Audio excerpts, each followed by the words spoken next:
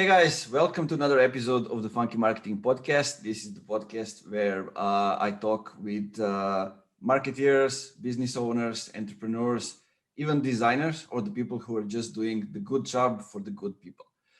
Today I have the pleasure of interviewing one of them. Arron, maybe you can just tell us a little bit about who you are, what you do, and let's start it off with that. Sure. My name is Arron Vidas. I'm the founder and CEO of the world's fastest growing customer journey mapping platform, StrategyBox. So we help companies, we put all their data in one spot, and then we tell them what to do next in order to drive their sales up and their costs down using AI. Sounds good. I mean, actually sounds like something that's missing in the game, especially like with big companies, the lifespan of the CMOs and all this pandemic happening. So we'll get deeper into all of that. But let's start with something we just talked about off the camera, about nice weather, about mountains and all those kind of things. So what actually lights you up these days? What lights me up these days is actually, well, skiing, because it's ski season and I live in Vancouver, British Columbia. So that's part of the deal. No, it's actually making, I get to make our customers the hero in their own journey.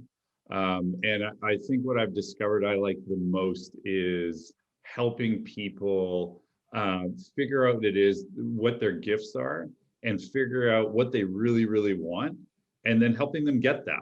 And that's what I enjoy the most. I enjoy doing the most. It's what I enjoy seeing, the growth that people can have. And I think we have a marketplace, and we have both a market-based society, and the pandemic has brought up for a lot of people, oh, I'm maybe not really enjoying my job, and like, yeah, I make good money, but like, this doesn't really light me up. Or, oh, I went to school for one thing because my parents told me I had to do it. And I mean, I'm 5-10 years into my career and just like, I feel dead inside. And I just can we swear on your podcast, by the way? Are we allowed? Because I tend to swear, so. That's okay. That's okay. I want to make sure, yeah, it's just, I think people are feeling what the pandemic has brought up is like, oh, life is short. I've got to do something that really matters. I've got to do something that really makes me feel special and makes me come alive inside. And I end the day like talking to my partner about all the cool things I did that day, and how energized I am versus celebrating Friday and working for the weekend. It's like, man, life is too short. And I think that's the lesson that I've taken over the past 12 months is like, oh, you really just got to go and do the thing, whatever the thing is. So what I'm really loving is I get to do that with my work. So the customers I get to talk to all day, how I start the conversation is like, yeah, what are you really after? Is it like, oh, I want to go work with this really cool, I want to build this really cool brand, or I want to go work with this influencer, this celebrity, because I think we can. Yeah, let's have that conversation. How can we do that? And guess what? Maybe my software can help you do that. Maybe not. I really don't care. It's just like, no, let's help you. So that's what I've really learned. And I get to do that with my customers, but I also get to do that with my team. And that to me is the coolest thing. Like I get to be the kind of Obi-Wan Kenobi, or the Yoda of a bunch of people, and saying like, no, go be the hero in your own story. So yeah, that's what's lighting me up these days. Yeah, I like it. I mean, I can see it in your face when you're talking about it, that you are excited and you love what you do. Thank you. I think what's interesting is like, my wife can see it in my face, and she's not happy because I'm spending more time on work than sometimes with her, but at least I'm happy, right? Well, but that's interesting, because I think a lot of people, like you look at this, I don't know the stats in Europe, but the stats in North America are like more than half of people actively dislike their jobs. And I just go like, that's the energy that you bring home and you bring to your friends and to your family and to your kids. It's like, no, dude, even if you don't know what your gifts are, make a commitment to finding what those gifts are, finding things that it doesn't need to be work. It could be, listen, I have this job because I'm super passionate about ballroom dance. I don't care. And the job is just pays my rent because it just allows me to dance more. Whatever X is, that's what you want, and you want to do more of it. And I think that energy then spills over into your relationship, but your marriage, and just being like, hey, I'm like, hey, let's go do some fun stuff. And it's just like, they're looking at you being like, oh, for God's sake, you're always so happy. Jesus, can you get out of here? Yeah, I mean, I think it should be like the family and things that makes us happy that spark the business, not the other way around. That some of the people say like, oh, if I'm gonna make it, like my private life is gonna be okay, and those kind of things. But let's move things a little bit to the strategy box and what do you do? So what actually made you start the company? Is that thing to make the customers like the superhero of their story, or it's something else? Actually, is there actually a problem that you have seen and then like, okay, this is something that we can work with and actually solve it to help people? Yeah, well, I started StrategyBox because I wasn't the hero in my own life. So I started consulting. I worked for the Olympics. I started a consulting company in my 20s. It was very successful in the sense of, I earned good money. I flew around the world. I got to meet with CEOs and boards all day. We did market entry strategy and what would now be called marketing attribution and market research. And it was pretty cool to be, I'm not gonna lie, it was pretty cool to be 27, 28 years old, helming a company that you started and earning, $250,000 a year and being flown around first class. And it's like, yeah, your ego, it's pretty good on the old ego front. But by the time I was 30, I woke up and I was like, oh, I've seen all this before. I'm essentially trading my time for money. And if I want this to grow or I want to affect a lot of people, I saw myself at 40 doing essentially the exact same thing. And I was deeply unhappy. I wasn't in a productive relationship. My business had started to falter. I had some deals I basically wasn't paid for a lot of work that I had done. So I suddenly found myself like, how am I going to pay rent? Which is a really weird, really weird place to be. And then I also looked at my customers and I went, we would do these big consulting, 6-figure consulting projects. I would leave them with presentations and everybody be kind of excited. And then it wouldn't go anywhere because what I realized there was nothing to then figure out how to gauge your performance. In my case, it was marketing performance of like the changes you wanted to make. And really what I wanted to leave my customers with was, hey, here's a map of how you're doing, and you're doing really well here and you're not doing so well here. And this is what you can do next in order to drive that up.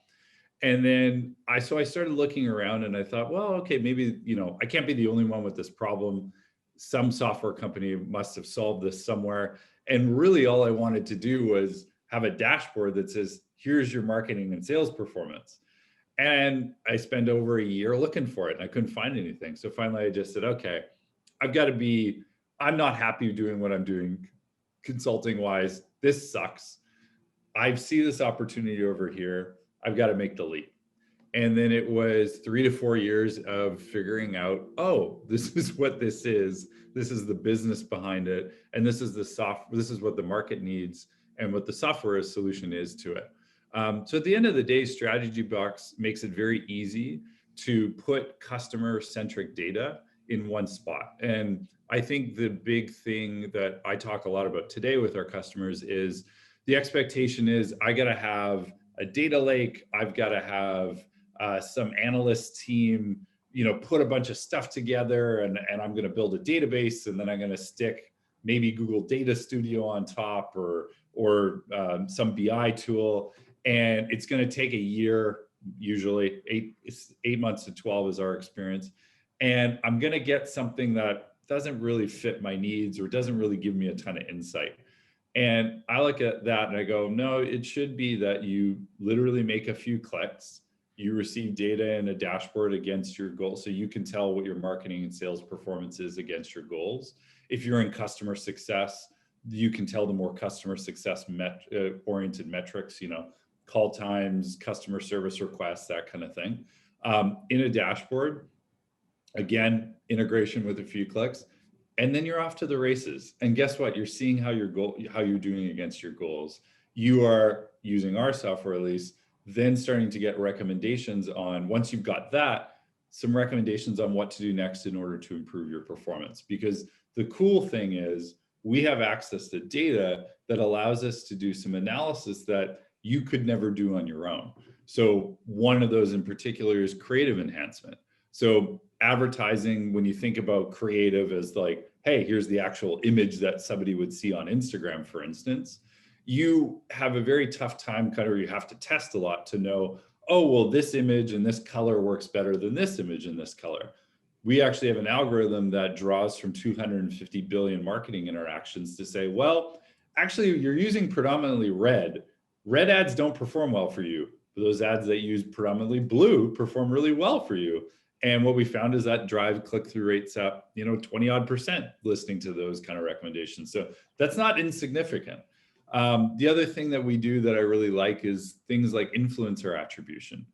So we're actually able to tell, you hire that influencer for $150,000 for a month of some posts and some stories. We can actually tell you the sales that were driven in from doing that campaign. So what I like, the story I like to tell is that we're starting to give you a picture of what was previously unknowable. And I really like that because it's like, yeah, it's again, insights that help somebody become the hero in their own story. It's like, oh, I could be a rock star at my job. Like, this is awesome.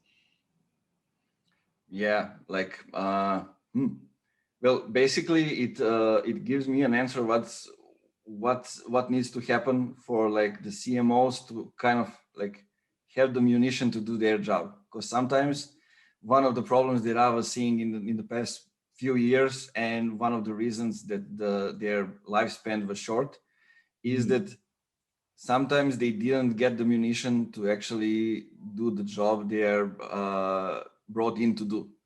Yeah. And now when they have the data and they can easily find what are some things that work, what are some things that don't work, and like what are maybe the next steps that will allow us to get where we want to go, and we know where we're gonna go. That's kind of what they need.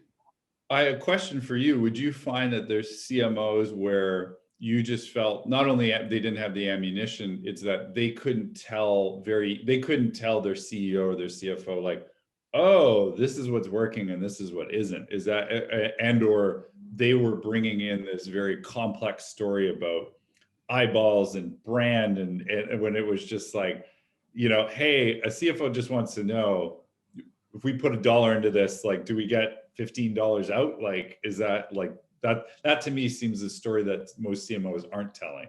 They're going to, oh, I want to tell this story about eyeballs, or I don't know, like just some weird vanity metric or something very fuzzy, when it's like, no, it has to be a dollars and cents conversation. Is that where you see the resistance happening?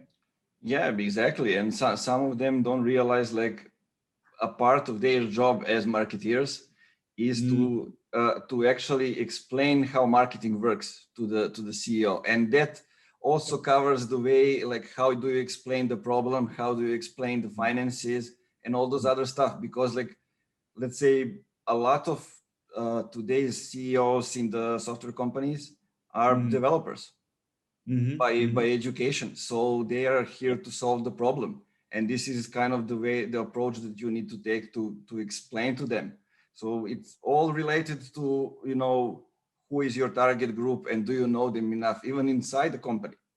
Yeah, actually, yeah, you bring up a really good point, is that I don't think, well, I know a lot of CEOs just don't take the time to really understand, like, oh, hey, this is who my customer is. This is the business problem I solve for them. This is what's really important to them emotionally. This is where they hang out, like online or in the real world. Like, this is their passions, what they're interested in. And they kind of skip to, well, like, oh, I want to focus on the product. Like, oh, I build product or I do that. And it's like, oh yeah, but that you're not going to form a connection there. That's you being in your own ego. That's you spending time where you just want to be right and you've got a view on the world. And I was like, that might not necessarily be what your customer is wanting. Yeah, there are so many stories to unfold over there. I think that happened over the years. But tell me now, like now we are like, let's say, still in the quarter 1 of the 2021, the year, let's say, after the COVID, but COVID is still there. Pandemic is still strong. So where are you in the, like, if your life cycle of the company? What's happening at the moment, and what are some things, some of the next steps that you have planned? Yeah, so on just from a growth perspective, we're adding thousands of users every month, which is cool. So we've got some large customers, financial service companies in the U.S. Radio advertising. We do radio advertising. I can say this is public now. We do the marketing reporting for one of the largest radio advertisers in North America. So they have tens of thousands of clients. So we've grown with that. And same with the bank, like they have tens of thousands of advisors, so we're adding people in. So that's been our main engine of growth. What we're adding to that is an intense focus on retail companies, omni-channel, D2C retail, where what we see is our platform is able to. Those companies really struggle with, I just want to know how I'm doing. Like, I just want to know, hey, are we on target with our goals? Are we okay? Are we behind? Are we ahead? And they spend a ton of time and a ton of resources on manually pulling that in. So getting all that Instagram data, getting that data from Shopify, getting that data from Amazon, and just like, okay, I just got to have a report that I can give to my team and I can give to my C-suite. Just being able to do that, we solve, but that's the kind of chief problem I'm focusing on, telling that story. So instead of like throwing our hand up and being, listen, StrategyBox can really help you with this thing. Then we can move to the fancier stuff of, hey, you're spending $500,000 a month on influencers. We can actually tell you how many millions of sales that translates into, and benchmark it against other people. So we can say, hey, you're actually doing really good, or like, oh, that investment's not really working for you. That telling that story is our main focus, and just giving people, saying to marketers like, hey, no, you have this ability, you have this option. So that's my main focus right now. I think moving into 2021 and kind of, we're starting to live in this world of COVID, or seeing the end of the light of COVID, I think, across the globe. That's going to fundamentally change people's behaviors. So just, they're going to be able to travel again. You're going to want to go buy new clothes. Like, you're not going to be wearing sweatpants and a sweatshirt every day. Like, you're going to be able to get out. So that's going to change consumer behavior, I think, in the, kind of next, let's call it 12 to 18 months. And so a lot of companies want to, well, what do I do now? Like, that's going to change the way I advertise. It's going to change the way I sell, how I talk to my customer. I also still want to be sensitive to, like, this has affected a lot of people permanently. So what I'm focused on is making people aware that they have this ability to kind of know where they're at and it's actually quite easy to do. And then secondly, like, okay, how do we helping them plan for, okay, what do we do next? So where do we spend our money? What's working and what's not? What customers are going to stay with us? Who is going to leave?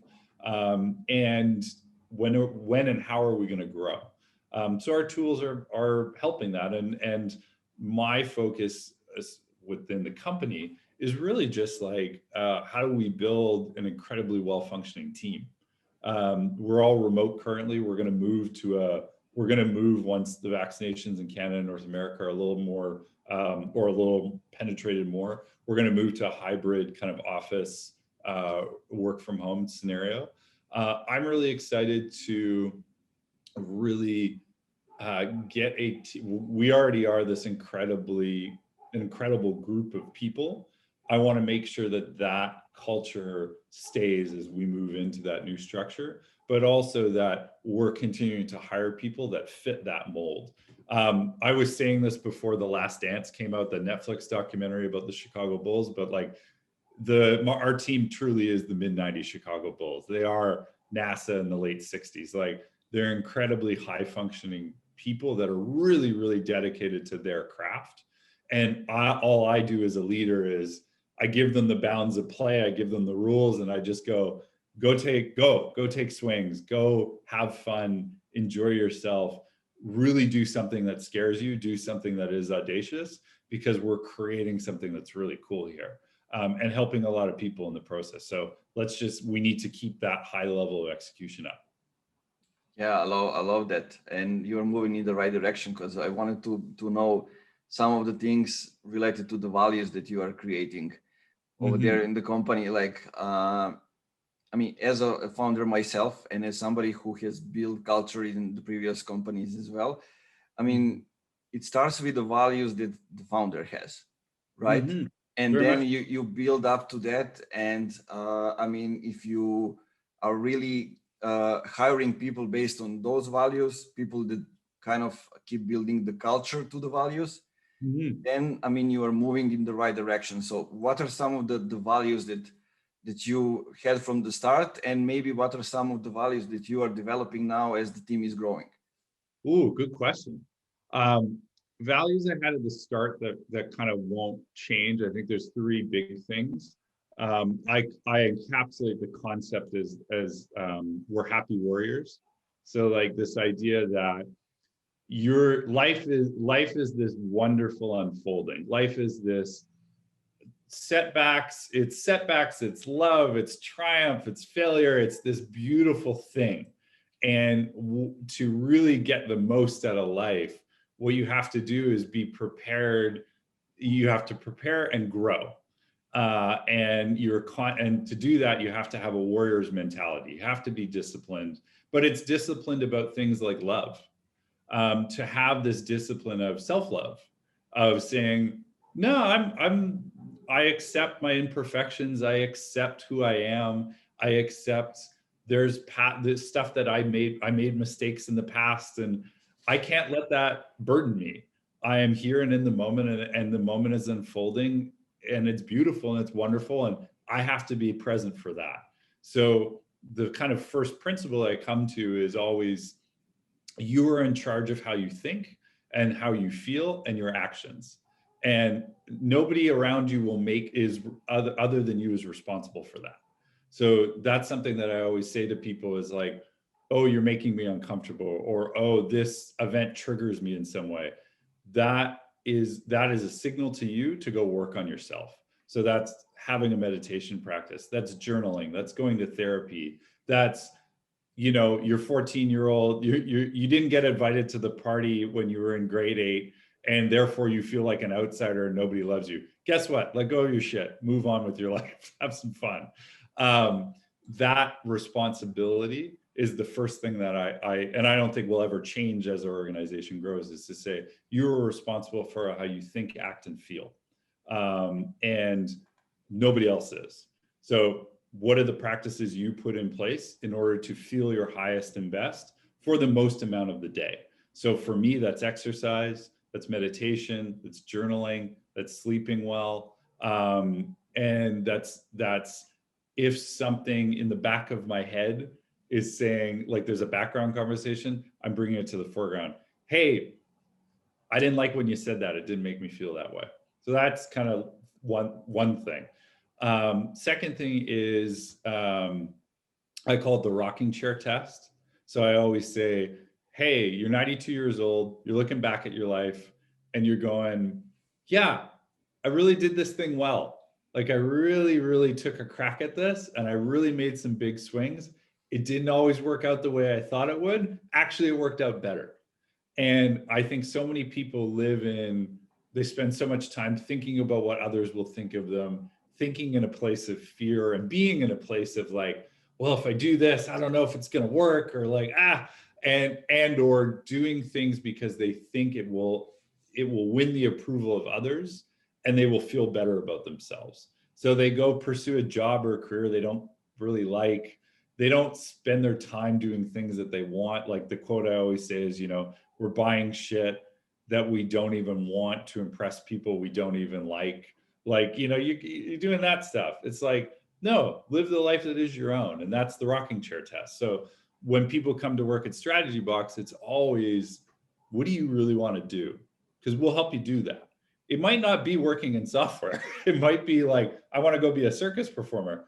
Cool. If you're an awesome customer success person, let's get you being awesome at customer success, and then let's get you to trapeze school. Let's figure out the plan on how to get you there. I'm not gonna, being in tech is not the be all and end all. So yeah, that rocking chair test is the second thing. And then the third thing is never doing anything that you would be, never saying or acting in any way where if it was printed on the front page of the paper, well, I used to say front page of paper. Now I just say like a website, like a newspaper's website, that you would be uncomfortable with your friends and family reading that. And that's the integrity test. So it's like, I'm not doing things where I'm like, I wouldn't want other people seeing that, which I think happens a lot in business. Like, oh, it's just business. And it's just like, or, you screw somebody over because you think it'll get you ahead, or you don't do what you said you were going to do because for what, name X excuse. And you go, would you want that as a headline and as an article in a paper? Probably not. And the nice thing I think is I've worked in environments and I've worked for people where you frankly just couldn't trust them. They said one thing and then did another. And what I really love about StrategyBox is we've gathered a group of people where the integrity of the decisions and the talk and the action being made, I never have to question. And I think everybody feels that and they relax, and that allows them paradoxically to do better work, because it's like, oh, I'm not worried about, Steve the sales guy over. I'm making up employee names because I don't want to name my actual team member names. Steve's going to say something in the meeting and throws me under the bus, and therefore I'm going to hold back on an idea. That shit just doesn't fly at StrategyBox. We just shut it down before, or those people are out before they're kind of allowed to be around and infect the culture. Yeah, that's some great points. Do you actually have a book or something that you are giving to the people coming to the company? Like in my case, it's one of the books that I'm carrying always with me, Marcus Aurelius Meditations. Oh, like of course. The smaller version. So this is the one that I always has with me. Yeah, so it's funny. I just rearranged my desk. Normally I have my bookshelf like right here and I could pull like books off. I can't right now, but so actually my CTO, Justin, and I we were talking about meditations maybe about a month ago. It's one of his favorite books. The two books that I give new employees are Love Yourself Like Your Life Depended on It by Naval Ravikant, I think is his name, which is an amazing book about a guy who was in tech. He was a CEO, incredibly burnt out, not getting anything he wants out of life. And he transformed his life, became wealthy, name the marker, by literally just, stopping himself and being like, I'm not my thoughts. I've got to separate that, and I'm going to choose better feeling thoughts. And I need to learn how to like I was saying earlier about that self-discipline of love. I'm going to choose to love myself. And the first 2/3 of the book are amazing. The last third, he talks about this relationship that's disintegrating. I tell all my new employees, I'm like, listen, you when you get to this chapter, don't worry about this part. It swerves hard left. But the first 2/3 are great. The second book is, I either, depending on the person, I give The Surrender Experiment by Michael Singer or The Untethered Soul by Michael Singer. Michael Singer was a hippie taught himself computer programming in the late 70s, early 80s. And he started what became one of the largest medical software companies in the US. And literally the entire time lived in the backwoods of North Florida. And he's like a hippie, like he's just like straight up. And what I love is he was a man who taught himself a lot, but he saw his life as this every experience he was having was teaching him how to grow and was teaching him how to get out of his own way. So, oh, I have these negative, something happens to me. Instead of viewing life as something is happening to me, well, life is happening for me. Oh, okay. The reason I didn't get this job or this thing didn't work out or this relationship went poorly was because it was leading me over here because I needed to learn I couldn't act that way before. And the reason I give the Untethered Soul usually is it talks about very practical ways to stop negative patterns of thought. So I think a lot of us have this train of thought in our head that's constantly going and saying, oh, oh, Arron, you're not doing this well, or like, oh, like you really fucked that up, or like, and it's just like, I don't want that voice anymore. So it was a book that helped teach me how to get out of that. Yeah, sounds good. Sounds good. I have some books to read now. Perfect. Definitely. Okay, so talking about those things, what are some?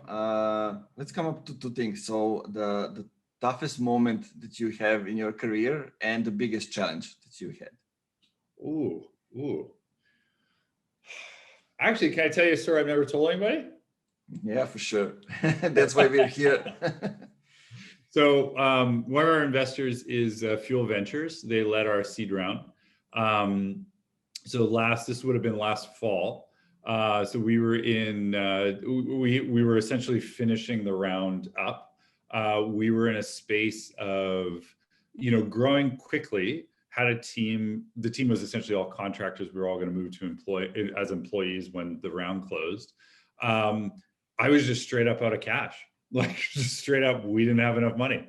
And the round was meant to obviously like bring everybody whole, get us going, and we could build the platform that we wanted to build. And COVID happened. Also, there's an incredible amount of regulation in the UK when you do venture investment. So I spent a month literally going back and forth with the tax authority in the UK, literally printing. I had a form I had to print. And in the UK, you use different size paper than you do in North America. I had to order this paper size. It had to be like overnighted. But it literally took me a month of going back and forth with the tax authority. And I'm not exaggerating. It was, this margin on this form is 3 millimeters off. You need to reprint it, but you have to mail it to us because we don't accept fax and we don't accept email. So it would be, I would have a phone call. They would say, you need to reprint all these forms. I would be up until 2:00 in the morning, getting all these effing margins right, only to then send this paperwork in, have a phone call 2 weeks later with somebody being like, oh, well, we discovered this other piece of this form is filled out incorrectly. You'll need to resubmit the whole thing. This went on for 3 months. And I literally, it was pretty dark days. I'm not gonna lie. I was like, I have no money. I have a very patient investor, thank God. We were all aghast by like the steps we had to take to get this closed. But yeah, I had an advisor being like, so you have multiple millions of dollars hinging on you being able to print a document correctly. And I was like, yes. And he's like, okay. So we got it done. But yeah, I had a lot of those 3 months then the pandemic hit. And then it was like, we don't know like what's going to happen here. Is the tax authority just going to shut down? And yeah, I had multiple conversations with my team to basically just be like, this might not go. Like we're done the business. And that was, as a leader, one of my toughest moments, because it was just like, I have to be forthright. I can't, these are good people that have risked their careers and their time with me. And this might not work out. So yeah. Was going after the investment like a tough decision, or it was just an obvious step, like I have these people here who depended on me and I need to do something to keep them here. They all have families, they all trust me, and I have a business that I need to keep developing. So we need to get into that conversation. Yeah, the interesting thing is the math that I did in my head was, at the end of the day, I can go consult for a little while. I know, like, you know, I owed my employees money. I owed them back pay. And I thought, well, at the end of the day, I could go get a few, you know, and not to toot my own horn, but it's like, hey, I used to close $500,000, $250,000 consulting projects all day. So it was like, okay, I know I don't want to go back, but I know absolute worst comes to worst, I can make these people whole. So the money that I do owe them right now, I can get through another means. But however, what that would mean was I was taking a step back and I wasn't developing the software that I believed in. And that was a tough call to just go forward. So I knew I could go back. I knew that would work, but I also knew it would be going back. So I had to make this conscious decision to step forward into the unknown and say, this will work. And it did.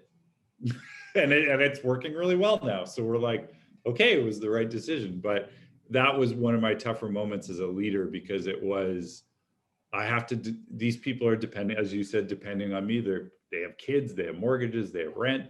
And I'm going to give them everything. I knew at least I would make them whole. It might leave me in me in financial disarray, but I was like, okay, I can do well by them. We're cool.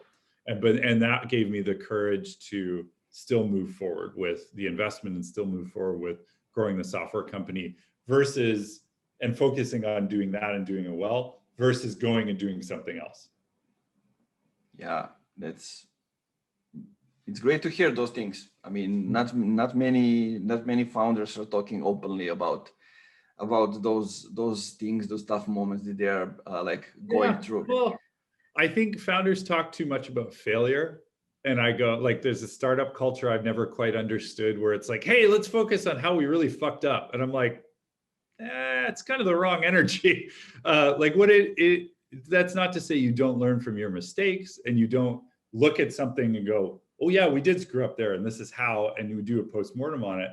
But what we have to celebrate or should focus on is, this is how it feels like, and this is how I'm moving through. To move through the unknown is really scary, and that's okay. That's actually kind of fun and exhilarating. And I talked to Alex, our head of sales, a lot about this concept of the wobbly bike. Like, I love this idea of, like, you think about when you first learned how to think back to the very moment when you first learned how to ride a bike on two wheels. And it was exhilarating. It was terrifying. It was really cool. It was like, oh my God, I can't believe I'm doing this. It was this incredible sense of freedom. Also, this incredible sense of, I'm going to fall over at some point.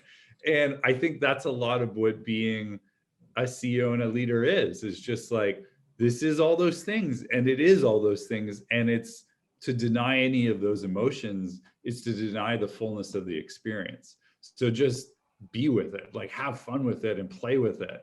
And yeah, eventually the moments of like, are going to calm down a little bit. And it's going to just like, it's going to do this a little more. And that's okay, because you can't live like this. But honor those feelings. Don't shy away from them. Yeah, but I totally agree. And the comparison with riding a bike is like the perfect. Bicycle is something I'm riding every day. So yeah, let's talk a little bit about marketers, and especially, like, I think those that work in SaaS startups, because I'm seeing that most, I'd say, SaaS startups don't focus too much on. That's tough to say, Nemanja. Yeah, sometimes it is. They don't focus too much on, like, personal development and like the well-being of the team members. So yes. Why is, like, creating career-defining experience and creating an environment where A players can do their best work a core focus actually for you? Because from what I'm seeing, this is exactly the environment that you are creating. I think it's a core focus because, well, do you want to hear the really practical? Do you want to hear the real practical reason? The really practical reason is I can't afford to pay what Microsoft, Google, and Amazon pay. So like that, I'm a startup. Like it's just like, you know, our marketing budget is a junior developer salary at Microsoft. So like that we can't compete. So I go, that's also not necessarily the person I want to attract. So I go, well, how do we stand out? How do we create a great product? And how do we create a fulfilling environment? Because I want to work in that environment too. It isn't, you know, this is where I spend my most waking hours. So I might as well make it fun and interesting and work with people I enjoy being with. In my mind, like that, when you're this is just a values thing. When you're focusing in on improving your people, that comes back to you tenfold.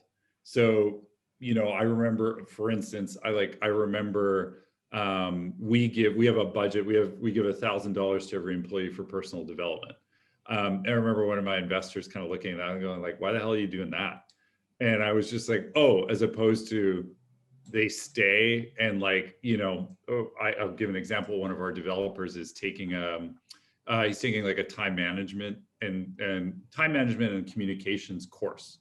We were chatting last week, and it was like he was super excited to learn some really simple tools about how to prioritize and how to clearly communicate and set boundaries. And I go, that allows him to do more work that he enjoys versus feeling like he's obligated to do some work because somebody's come to him and gone, oh, hey, I've got this, you know, urgent thing. And he's like able to set a boundary and go, no, actually, when I promised other people I'd be working on this, I can't do that right now, but I can help you maybe tomorrow between this time and this time. And then that person be able to go, oh, okay, and then moving on. So that's a very practical, I just look at those investments as I go, man, that's a pretty good ROI. When you give people those kinds of tools that help them grow, it's going to come back to you tenfold. And it's funny, like we haven't had to do a lot of recruitment because all of our employees are like, oh, I got a buddy. And that person turns out to be a really good fit for us culturally and experience level wise. And just like, oh yeah, come on in. Like, of course. So yeah, I look at it as you just have to do it, because how else are you going to stand out? How else and it's the right thing to do because it gives more value to everybody. Yeah, I totally agree. A short question related to that. Because I've seen some companies like post billboards around the places where they interview potential employees. Oh, really? So yeah, like who was the last one I heard about were Udi and the Gong. Okay, yeah. So when somebody comes to the interview for the job, like they see the billboards, so when they come to the interview, they're already excited, like about working there. So my question to you is, what would be on that billboard if that is you? Love yourself completely. That's it. Buy StrategyBox. StrategyBox logo at the bottom. That's great. That's great. Okay. For the end of the conversation, let's chat a little bit about the future and about some things like, let's call it like strategic narrative, for example. Sure. So I want to ask you, do you have somebody who's like a bad guy for you for the StrategyBox? Like, who's our villain? I mean, it can be one, it can be more of them, but like, I don't know, Social Media Examiner, let's say, had Facebook when they shut down the news feed because Facebook was their primary source of the traffic. Yeah. So they say Facebook is the bad guy. So when it comes to you, like, who do you see as like the bad guy? I think, well, I'll modify it a little bit because I'm going to stall for time. Our customer's villain is if they're in e-commerce, it's their counterpart in brand. If it's our customer's villain might be the CFO, because they're in marketing and sales and they want more budget. In the case of brand and e-commerce, traditionally in retail don't get along very well because their incentives are different. If I'm the CEO of a retail company, my villain is the noisy world of trying to buy something today.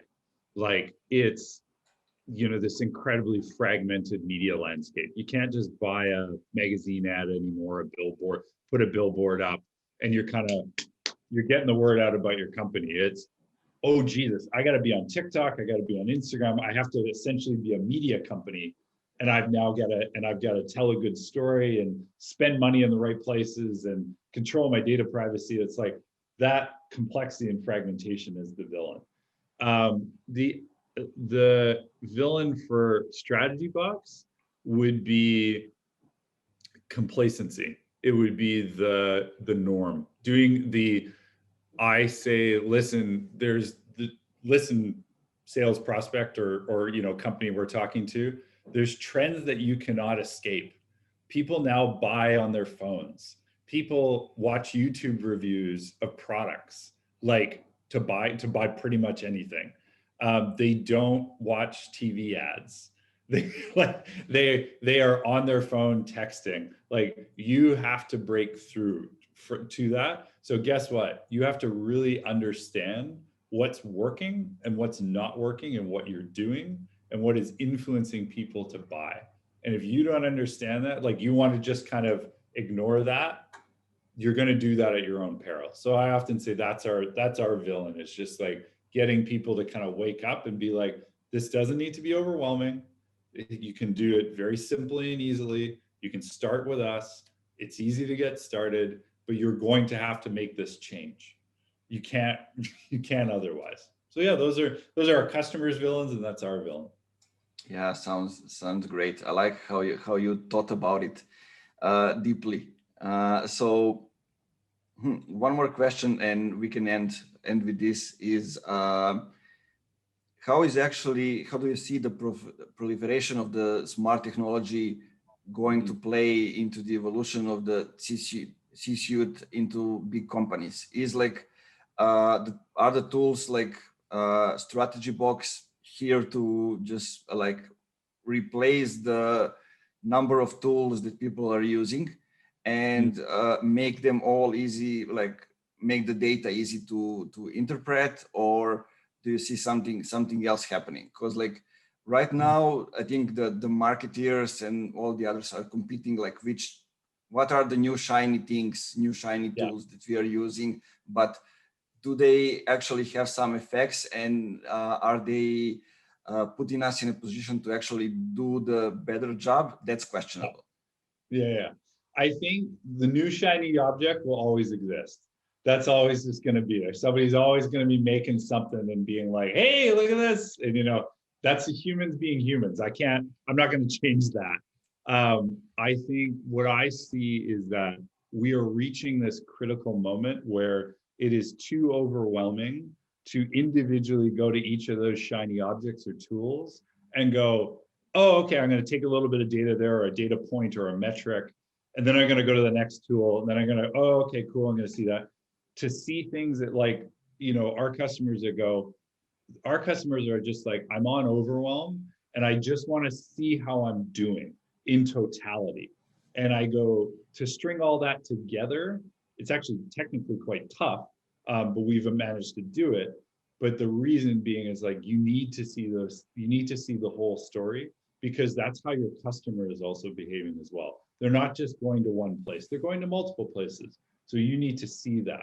And how I feel we are moving is just into more calm, into more paring things down and making things not necessarily simplistic, but simpler. So, hey, these are the activities that introduce your customers to your brand. These are the activities that influence them. And these are the things that on your website that cause them to close, like to actually complete the transaction. Here's a particular email marketing campaign that works well, an ad, whatever the specific thing is. But having that simplistic look of the customer's journey is, I believe it to be the future, because it has to be, because there's too much data for one person to sit and go like, to take it all in and actually make a decision. So that's where I see us going. The cool thing about what we're doing is it's all modular. So it's TikTok in 2021. It was Meerkat 4 years ago or 3 years ago. There'll be some other social network or some other thing that becomes popular with consumers that marketers will want, the new shiny object, in 4 years. That's okay. Just know that that'll slot in. But what's not going to change is introduction, influence, close. So when you can understand those 3 parts of the journey, suddenly everything else becomes easier. Perfect. Okay, thank you for this. I really enjoyed it. I enjoyed that we talked about multiple topics, not only about, let's say, the software, because I think one of the biggest things in tech that needs to happen is that companies needs to start putting people first. So actually people who are building the technology, and that's still yet to happen. It still didn't happen. And for it to happen, like, we need more people like yourself and some other people who are talking about those important things, not only like related to the job, but how to know yourself better, how to learn more about life, more about what you do, and tell the listeners where they can find you, and maybe get more into conversations like this one. Yeah. So available, easiest place is our website, strategybox.com. I'm posting pretty much every second, third day on LinkedIn. That's where I spend most of my time for StrategyBox. And more so, if you're both on Instagram, we'll be doing more on Instagram as well, and talking a little bit more about kind of software leadership and personal improvement on Instagram versus LinkedIn. But yeah, those are the 2 best places to get a hold of us. I think if you're a business that wants to understand what are the things that bring people, my customers in, and what do I do next, we can help you out. Like we can show immediate results and save you a lot of time. What I'm most interested in, though, is having a community of people around us that are up to the same thing as you said. Like, hey, I want to be a little bit better as a person. I want to love a little more. I want to be a little bit more of myself, because that, I think, is ultimately what the world wants more of. And whether that's through software or that's some other means, awesome. Like, you got to do you. Thank you. I'm glad that we have the conversation, and I'm looking forward to having another one in a few months when things change a little bit and you get to the next level. We're gonna talk iOS 14. We're gonna talk we're gonna talk post-pandemic marketing plans. It's gonna be great. Perfect. Okay, so waiting for you here in ex-Yugoslavia, and chat more another day. Thanks, Nemanja.